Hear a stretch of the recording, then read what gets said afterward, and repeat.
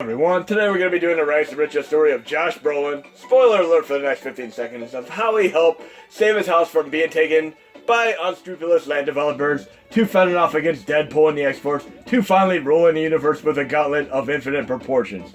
No, but really, we're going to be checking out a new and incredible core called Daphne, which runs Laserdisc arcade games. And unfortunately, we do not have sound support for this as of yet because the OGG files are simply not hooked up. But we're going to do our best to try to get them running. But as of right now, I mean, it is an incredible core. It is still very, very much fun to play. And we're going to be checking out one of the lesser-known examples right now called Astron Belt. You'll notice on the title screen here it says Astron Belt 1983, film sequence 1979. So we essentially have live-action video footage or full-motion video in many of these Laserdisc games. And various companies added their own AI and such and gameplay to them. So I'm going to insert a few coins because all intents and purposes aside, this is an arcade game. Yes, you could walk by Pole Position, Robotron 2084, Donkey Kong, and Pac-Man and just see this game, which is absolutely mind-blowing, a truly surreal experience at the time. Very, very much reminds me of an earlier Rebel Assault Star Wars game. But essentially, the idea is you would have a nice positive sequence if you succeed at something, and if you fail, you get a miserable experience, such as your ship blowing up. But really, really cool stuff here. And those of you who grew up in the 1990s would certainly remember Captain Video on VHS, which was also really cool at the time. And I'm absolutely digging this. I mean, this is a gimmick. Laserdisc games were certainly a gimmick, just like 3D and, of course, virtual reality. But one thing I like to mention here is there's definitely computer-generated movies at the time, and two of the very, very first ones that ever come out. Can you name them? I'll give you a few seconds to try to think of them, and see if you're right on first the two that I name. One is The Last Starfighter with Lance Guest, one of my favorite movies. I remember seeing it at the drive-in. And after that movie was Flashdance. Yes, I saw that movie with Flashdance afterwards. I mean, it was kind of cool at the time, but then after that, I got to see Tron, which also had computer-generated graphics with Jeff Bridges. And I love the Tron 2.0 movie, too, which was awesome. But this, like I said, very, very much reminds me of earlier Star Wars Rebel Assault. Very, very fun, and definitely stood out amongst other games when you're in the arcade. You're going from Galaga to Galaxian to this great game here. I mean, it is a lesser-known game, but it was still incredibly cool in the arcades. We're going to move on to the next game here, and of course many other notable companies got in on the bandwagon, such as Konami with their Badlands game. And this is a really, really cool game. I remember being in the arcade and walking by Dragon Spirit, Marble Madness, and just randomly running into this awesome game here. I mean, it blew my mind.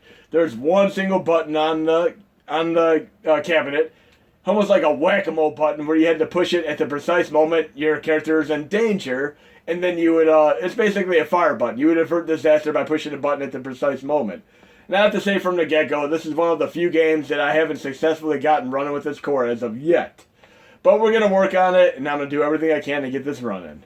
Because as of right now, there doesn't appear to be any functionality with the action fire button. But I still love it watching it as an attract mode.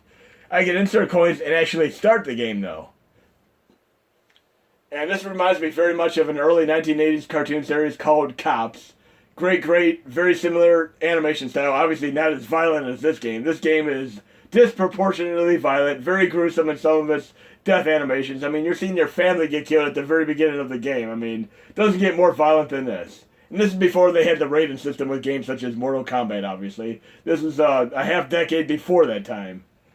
But in any case, seeing this game was incredible, and I absolutely loved it. And going back to the animation studio that did Cops, they also did Mask and many other cartoon series from the 80s and 90s, such as even The Littles, Get Along Gang, and even Captain and the Game Master. And then they went on to do the Punky Brewster cartoon, and Starcom, and Dino Saucers. I mean, they got a good 40 cartoon series under their wing, and they're all cool to watch.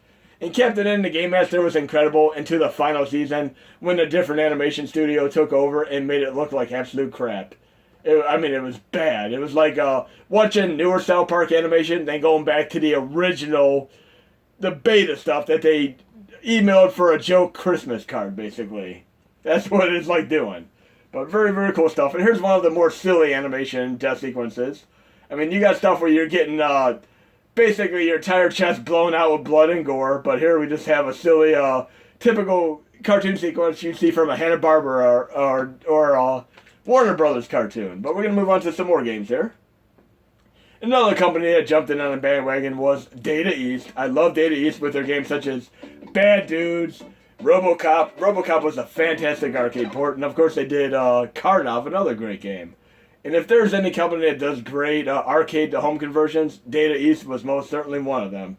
Because we all saw what happened when other companies tried to do some home ports. I mean, I love the Double Dragon NES port, but it's still not the same as the arcade version. Even the Sega Master System had true co-op to it, and unfortunately at the time Nintendo used some strong arm tactics, and they basically told companies and businesses, hey, we're not going to supply you with Nintendo systems or games like Super Mario Bros. 3 if you have a Sega Master System in your stores. That is why in the United States very few stores actually contained Sega Master Systems, but obviously in other countries such as Europe, should I say UK and New Zealand, Australia, they had tons of Sega Master Systems. I mean, where Nintendo was the #1 system in every home in the United States, and that is invariably due to Nintendo using their strong arm and very, very cheap tactics. Sega Master System was the top system at the time in Australia. Ask anybody from Australia, and I know I have countless Australia followers that I talk to on a normal basis. You guys and gals all rock. But we're going to be checking this out now. This is more like a souped up Space Invaders version here. And many, many years later, I rented a 3DO system many, many times, like a good dozen times, and I played games such as Road Rash, and of course, Need for Speed Road and Track, and D2. I mean, they were all great games. 3DO was an awesome system until PlayStation 1 came along and kicked its butt. I mean, it is what it is. 3DO was king of the crop until PlayStation 1 came out.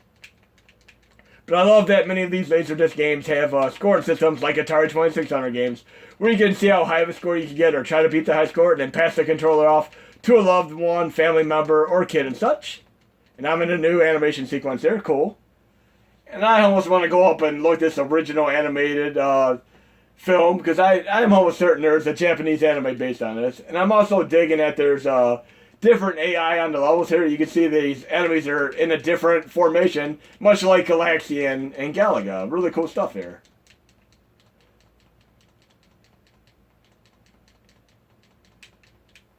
You can definitely hear me doing the controller right now.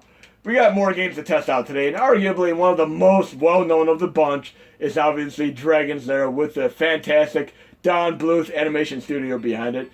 Not only did they do Dragon's Lair and of course Space Ace and Dragon's Lair 2, but they also moved on to such great animated fare as Land Before Time, American Tail with Fievel and Fievel Goes West, and of course Secret of the Nim. I mean, Secret of the Nim is a great, great movie. I mean, look at all these Laserdisc games.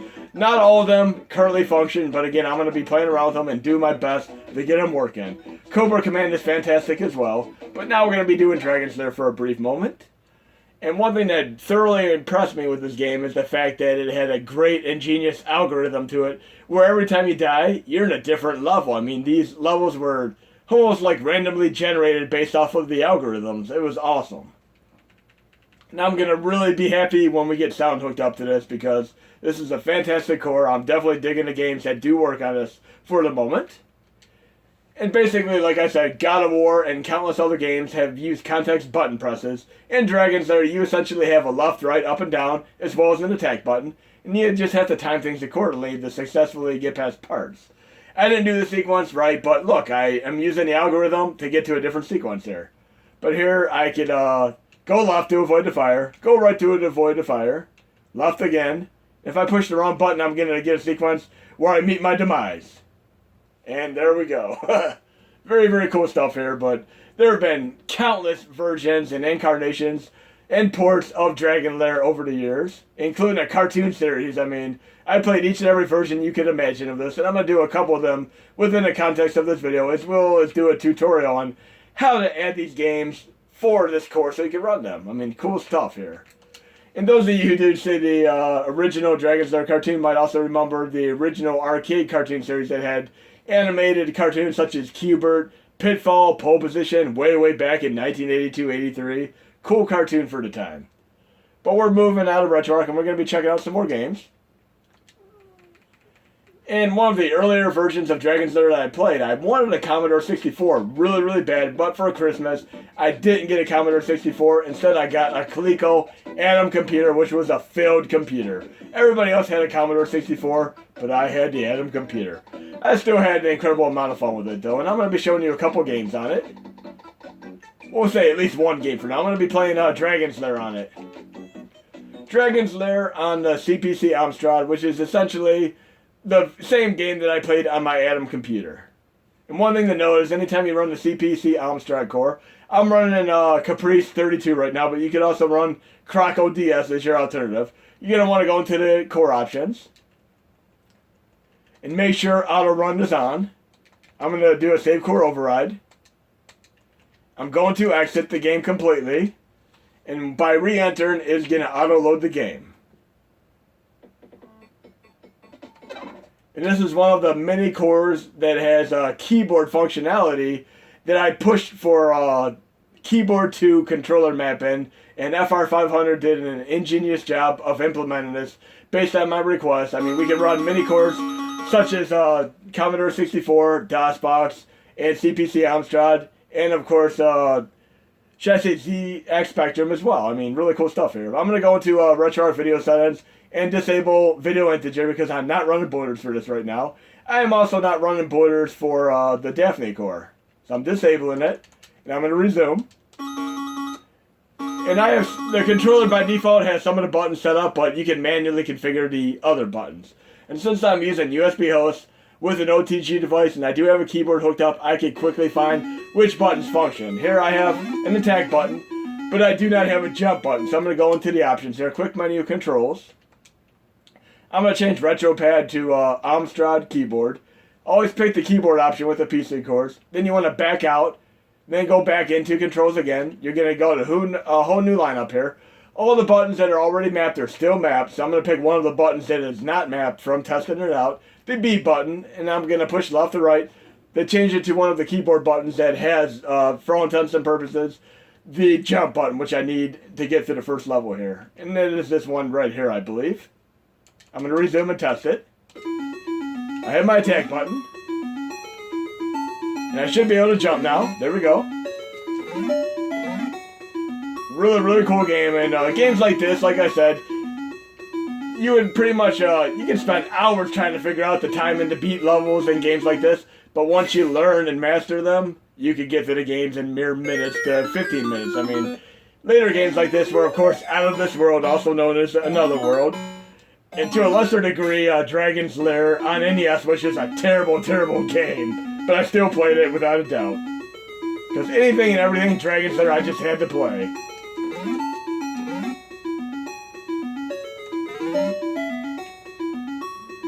See if I can at least make it to the second stage here. Nope. So I'm going to move on to another game here. And of course, other companies followed suit and they did their own interpretations of Laserdisc style games such as Sega CD, 3DO. I mean, Sega CD had dozens of full motion video and of course animated Laserdisc style conversion games. But PlayStation 1 really didn't have many and 3DO really didn't have many. So I'm going to show you a couple of the other games once I get through these Daphne Laserdisc games. Here we have Dragon's Lair 2 Time Warp. I'm going to show you that as well. But we have Esches Ornmilla, another game I was unable to start, but it basically reminds me of a poor man's Space Ace. I haven't been able to start this as well as a few other games, but I can still watch the attract mode. But seeing this definitely reminds me of playing Space Ace and watching the movie Heavy Metal. I mean, remember the futuristic sequences in that great animated movie Heavy Metal? Great, great soundtrack. I mean, it had some incredible music to it. Hard rock band called Riggs, Radar Rider, great, great stuff there.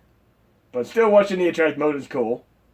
And I absolutely love the South Park episode that made fun of heavy metal, where they would sniff the cats and then they go into the heavy metal universe. Yes, that's what it is for those of you who never saw the original heavy metal. But definitely check out the original heavy metal movie as well as the soundtrack. I've listened to that soundtrack countless times. Here we have Space Ace. I mean, great, great game here. And this is also very, very much like Heavy Metal, the movie. And again, Don Bluth is behind this as well. And I'm going to thoroughly enjoy it once we get sound hooked up. But yes, 1983.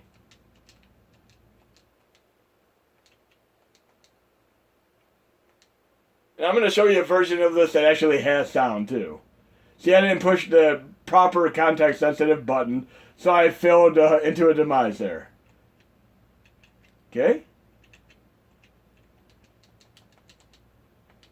Okay, I made it past that part, but not that part. We're going to move on to a few more games here before we move over to the PC portion of this. I'm definitely going to have to show you how to add these games so you can enjoy them. And I'm going to release the core, of course. But we're going to move on to Sega CD right now. And Sega CD, I mean, for every great game, they had an equally awful game as well. And one of the truly awful games, I'd have to say, is Cadillacs and Dinosaur, the second Cataclysm. The first game made by Capcom in the arcade was a great Final Fight, side-scrolling brawler game. I mean, it was one of the most incredible side-scrolling brawler games you'd ever play. But this game here is atrocious, god-awful, to say the least. It is bad. Well, we're going to check it out for a moment here. And like I said, they released many, many versions of Dragon's Lair over the years. So I'm going to show you a couple different versions of them.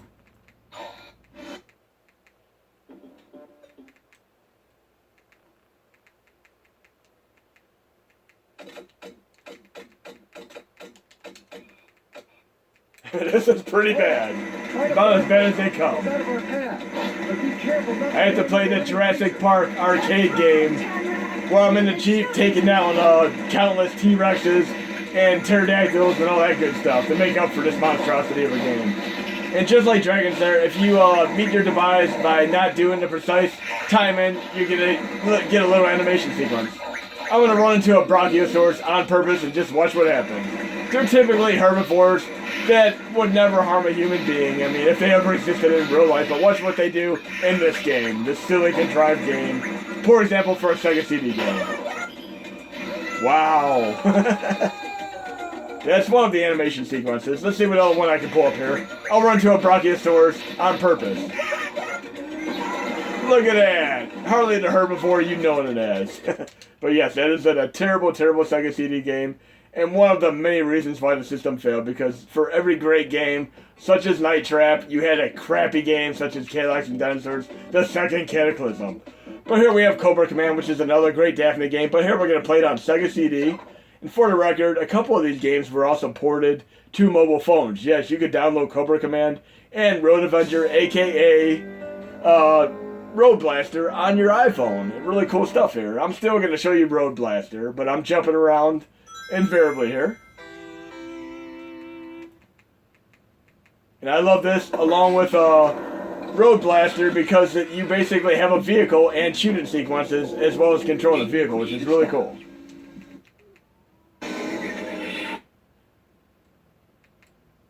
Another Data East game.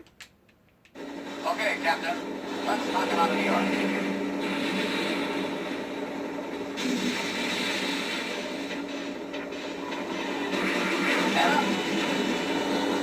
See, I can shoot and I can do the directions left, right, up, and down and such.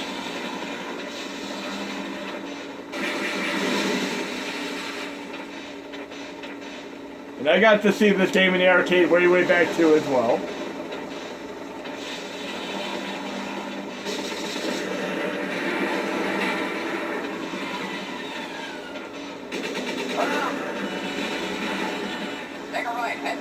And let's see what happens if I don't do the right button press. Let's crash on purpose and see what happens. There we go. Very, very cool game. And that's another game you can play on Laserdisc.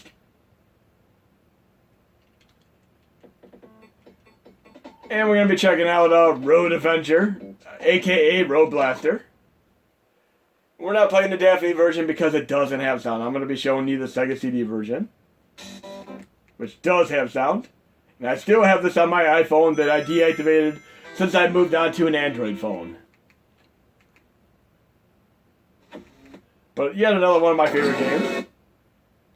And if you saw my earlier MSU1 tutorial for SNES, where we essentially have Super Nintendo games with full motion video as well as full CD soundtracks, Road Blaster was one of the games I did in my first tutorial video.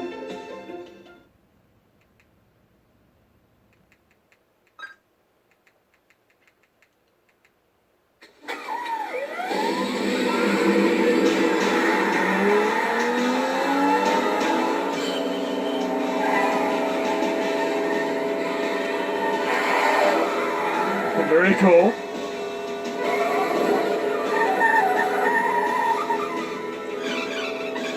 I have to brake here.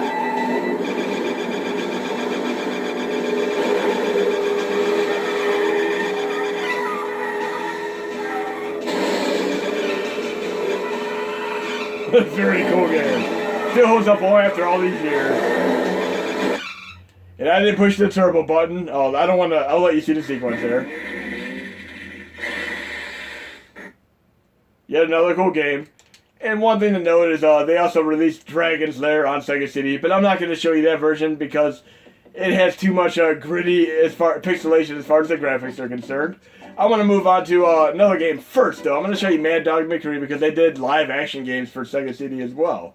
If you have the chance to play this with your PlayStation Move on your PlayStation 4, by all means do it. I mean, they have this on PlayStation 3 and PlayStation 4. As far as I remember, and you could use your PlayStation Move to play the true arcade original. They've also released this on DVD, of course. But I've always had fun playing this, especially on 3DO as well. But yes, the pixelization definitely hurts this game. One thing to know is you could use your controller to control the gun here. If you go off the screen, you can reload. But when you have the gun down like that, you can reload it. But we'll try this game out for a moment here. You definitely need to play the true arcade version, because the Sega CD version, it looks bad.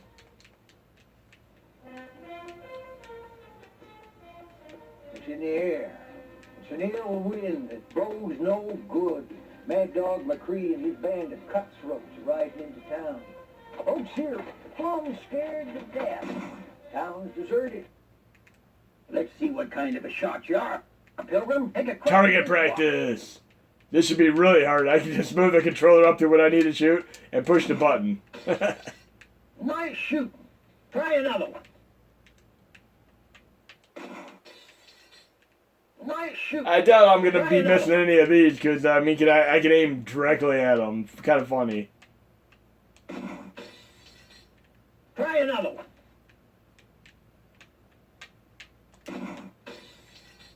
Nice shooting. Try another one.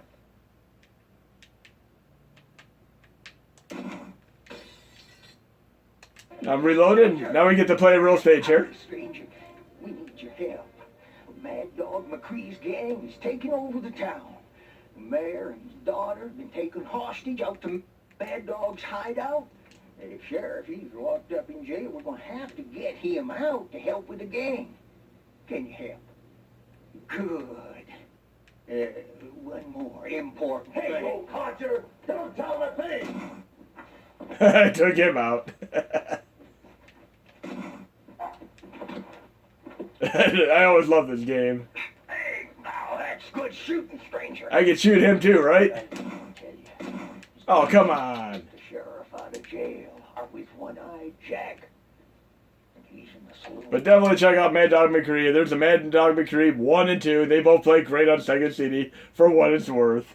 But we're going to move on to this impeccable production of Dragon's Lair on the mini that you can play for PSP. Yes, just load up the PSP version of Dragon's Lair. It is nearly a perfect arcade port, well worth your time. It looks absolutely beautiful, as you'll see in a moment here.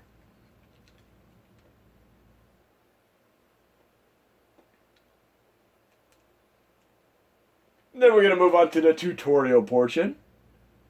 But you should be able to get your Dragon's Lair fixed, especially those of you who have never played it before, and those of you who are basically nostalgically reminded of how incredible this game series was.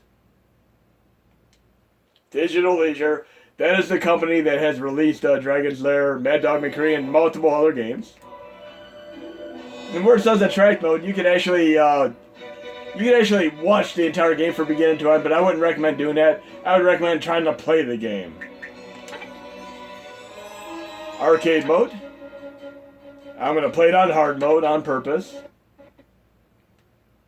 Now we get the music, which is awesome, and very, very nice graphics. Animation, should I say.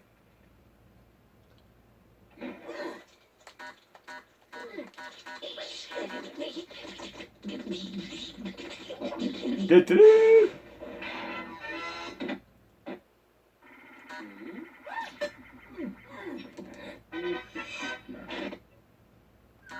Very cool with the sound. I really want the sound to work for Daphne.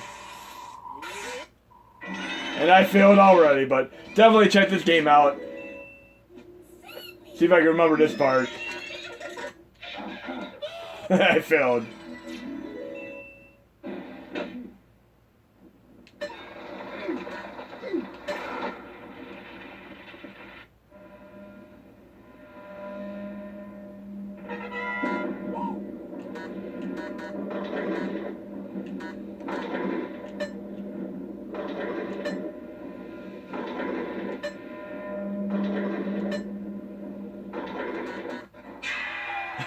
Okay. And one thing to know is if you're playing PSP, don't try quitting the core. You're going to want to load core and have something like 2048 or Mr. Boom, both really cool cores. Start them, and then you can appropriately exit the core. Like this. If you try quitting the games directly from PPSSPP, you're going to be waiting 45 seconds to a minute, and you're going to be thinking that your mini froze up completely. But here we're going to do one other thing real quick. I'm going to move over to my PlayStation 3. I'm going to show you Space Ace with sound. So I'm booting up my PlayStation 3 right now. And then we're going to end the video with a quick tutorial on how to add the games. And yes, you can get all three of the Dragon's Lair series on PlayStation 3 and PlayStation 4, as well as the Xbox systems. And they even did a Return to Dragon's Lair game, which is almost like a Mario 64 game where you could actually do a third-person control your character style perspective. I'm definitely going to have to be doing that in one of my videos as well. And I have a ton of games on my PlayStation 3, many downloadable games. And I'm just going to be going to Dragon's Lair right now. I have Dragon's Lair, the original, Dragon's Lair 2 Time Warp, and Space Ace. I'm going to reload Space Ace. And I'm going to have appropriate sound now. And I'm going to release this core for you guys and gals to play around with. But hopefully we'll be able to get sound working so you can fully enjoy many of the games. And hopefully games such as Badlands and Cliffhanger will be more playable once we look into those as well. Digital Leisure again. I have to say I own these on PlayStation 3, PlayStation 4, as well as on real DVD.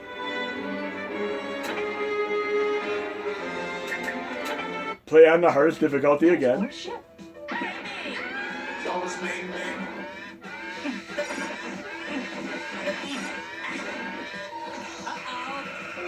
Much cooler with the sound. And we got our death sequence there. There's more ship. And if any of you have actually seen Heavy Metal, the movie, that futuristic sequence is very much like that, even as far as music is concerned. I'm going to show you Dragon's Lair 2 Time Warp as well. I love that game because you really travel through multiple time periods. It is a really fast-paced, frenetic game to check out. And again, I wouldn't recommend watching the game. I would legitimately try to play it because it is more fun that way, learning the game. Much like you originally learned Out of This World, aka Another World. We're going to check out Dragon's Lair 2 Time Warp. Very cool game. And the tutorial portion for adding these games to the mini isn't going to take very long because it is more or less a structure thing that you have to adjust to. And you can run them via dummy folder, which I've done videos on before, as well as the main user interface. And I'll show you both setups really fast after I load this game for a minute.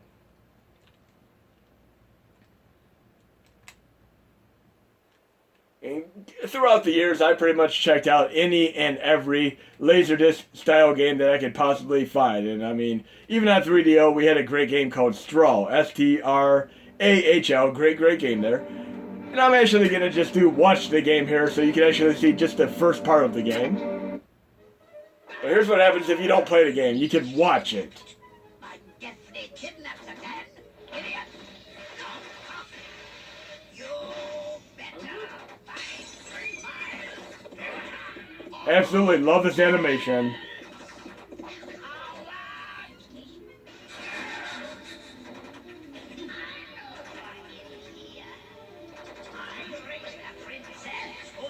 Very awesome stuff. But we're going to move on to the tutorial portion now on PC.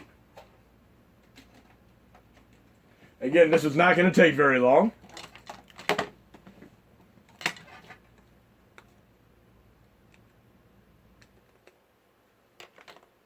Because it really does not matter what you add. The main thing is you just have to have the appropriate structure.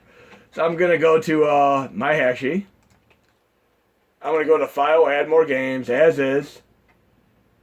I'm going to go to my working folder, Daphne here.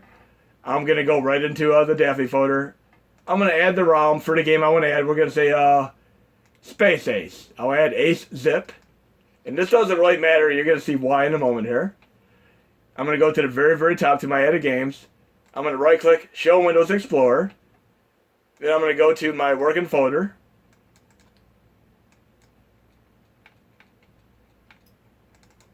And I have all the structure from the Daphne emulator copied over. I'm going to copy all of these right over. I mean, I'm just going to copy the entire Daphne folder as is.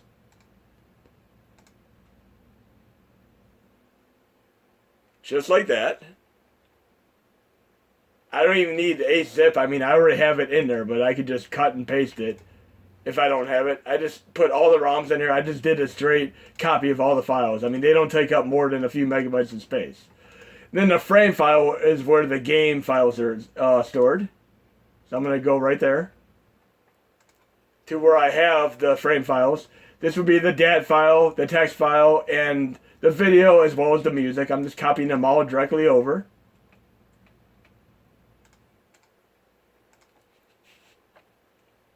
And while them are copying over, the command line, I'm going to edit it. It's going to be bin/Daphne for the core. And then the location of where the game is going to change to the folder Daphne. You can see this right here. Daphne, ROMs, Ace. Just like that. So Daphne, ROMs, Ace. Just like that. And then I could just change it. I could add a prefix here. Space Ace. And then I could add some artwork. I'll do a quick Google. Just like that, and I'm good to go. When it's done copying, I can just sync or export this over, whichever way I choose to do it. If I do the dummy folder method, I can just go to my USB host drive, Hashi, Games, Dummy. I have a Daphne folder. And all I had to do is simply just copy the folder right here, and just when I go to load content, I go right to the ROMs folder and load Ace, and I'm loading the game. So I hope you enjoyed the video. I'll post the core when I have a chance to.